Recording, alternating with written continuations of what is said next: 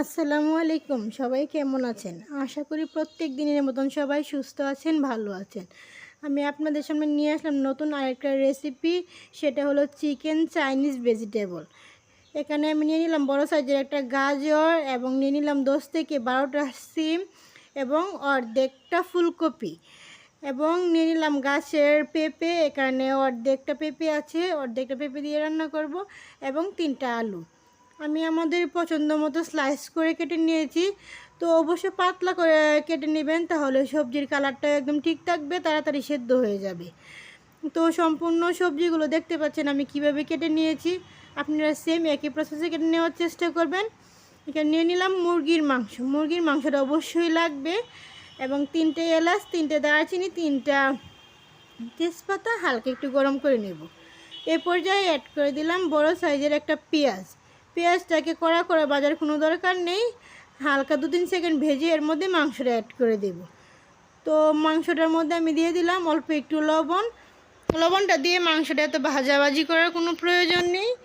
মাত্র 2 মিনিট এটাকে যখন সাদা সাদা একটা ভাব চলে আসবে তখন এর মধ্যে সবজিগুলো অ্যাড করে দেব।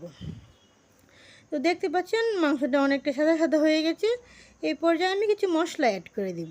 দিয়ে দেব 1 চামচ রসুন বাটা, অ্যাড করে দিলাম 2 চামচ বাদাম বাটা।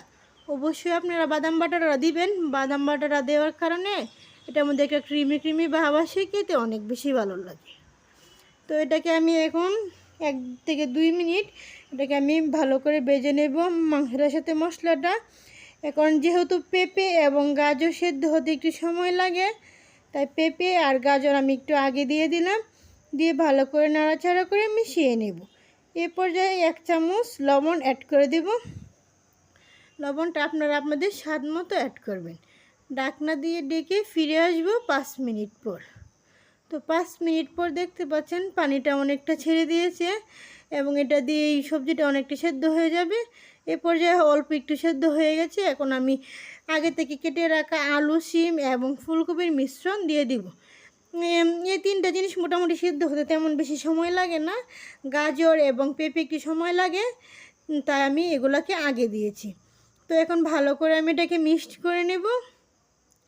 আপনারা অবশ্যই সবজির গুণাগুণ বজায় রেখে অবশ্যই রান্না করার চেষ্টা করবেন। এ পর্যায়ে দিয়ে দিলাম 7 থেকে 8টা কাঁচামরিচ এবং বড় সাইজের 4টা পেঁয়াজ। পেঁয়াজটাকে সেম আমি সবজির মতো করে কেটে নিয়েছি। এখন আবারও ভালো করে নাড়াচাড়া করে একসাথে মিক্সড করে নেব। আপনারা অবশ্যই একবার হলে এভাবে ট্রাই করবেন, খেতে অনেক বেশি মজাদার হয়। এখানে জাল করে রাখা আমি 1/2 কাপের চেয়ে একটু বেশি দুধ অ্যাড করে দিলাম। অনেকে আছে কর্নফ্লাওয়ার দিয়ে রান্না করে, তো আমার কাছে সেটা ভালো লাগে না। আমি আর 2-3 বার এভাবে রান্না করে খেয়েছি, অনেক বেশি ভালো লাগে এভাবে রান্না করলে। কিন্তু আপনারা যদি চান আপনারা কর্নফ্লাওয়ারটাও দিয়ে এভাবে করতে পারেন। তো অবশ্যই কর্নফ্লাওয়ারটা গুলে দেওয়ার চেষ্টা করবেন। তো ভালো করে মিশিয়ে নেব দুধটার সঙ্গে এবং ঢাকনা দিয়ে ডেকে ফিরে আসব আর 4 থেকে 5 মিনিট পর। এখন বিয়ে বাড়িতে এবং রেস্টুরেন্টে এরকম চাইনিজ ভেজিটেবল করে থাকে, তো আমি ভাবলাম আপনাদের সাথে শেয়ার করি। এখানে 1 চামচ চিনি অ্যাড করে দিলাম। যদি আপনারা মিষ্টিটা পছন্দ করেন তাহলে দিবেন, আর মিষ্টিটা না পছন্দ করলে দেওয়ার দরকার নেই। তো আমি এখন নামিয়ে আপনাদের সামনে পরিবেশন করে দেখিয়ে দিলাম আমার চিকেন চাইনিজ ভেজিটেবল। তো অবশ্যই কমেন্ট করে জানাবেন আপনাদের কাছে কেমন লাগলো। অবশ্যই বিয়ে বাড়ির স্টাইলে একবার হলো এভাবে রেস্টুরেন্টের সাথে পাক করে খেয়ে দেখবেন এবং রিভিউ জানাবেন যে আমার কাছে কেমন হয়েছে।